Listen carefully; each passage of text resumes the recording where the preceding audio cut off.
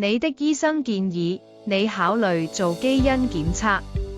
這段短片將解釋什麼是基因檢測，以及它能夠如何幫助你、你的家人和你的醫生。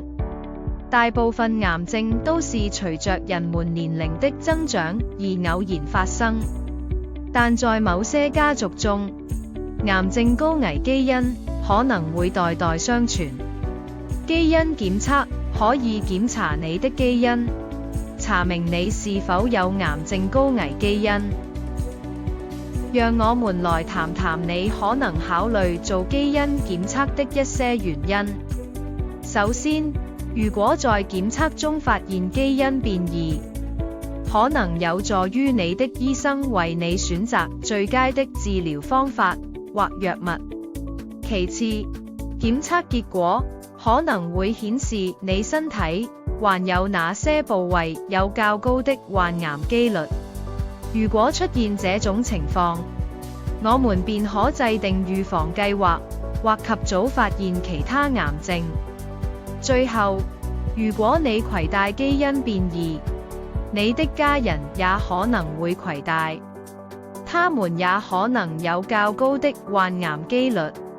這些資訊可以幫助他們及早預防或發現癌症。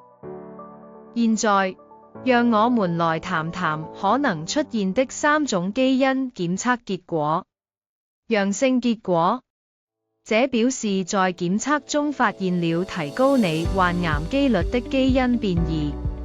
陰性結果，這表示在檢測中沒有發現會導致你患癌的基因變異。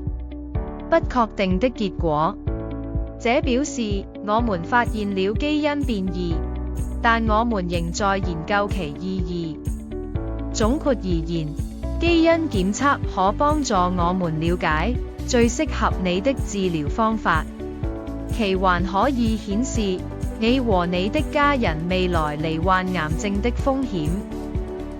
此項檢測無法判定某人未來是否會患癌或其現在是否患有癌症，其只能判定某人是否因為其基因而有較高的患癌機率。有些人擔心基因檢測會影響他們的個人生活。有相關法律可以為你的健康保險和工作提供保障。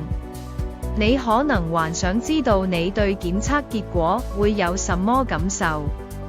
我們的團隊很樂意與你討論有關基因檢測的任何顧慮或疑問。如果你想今天就接受檢測，我們會採集你的唾液或血液樣本。你的檢測結果出來後，遺傳學小組會打電話通知你。如果你不願意接受基因檢測，或希望有更多時間考慮，也完全沒關係。無論你的決定是什麼，我們都會支持你。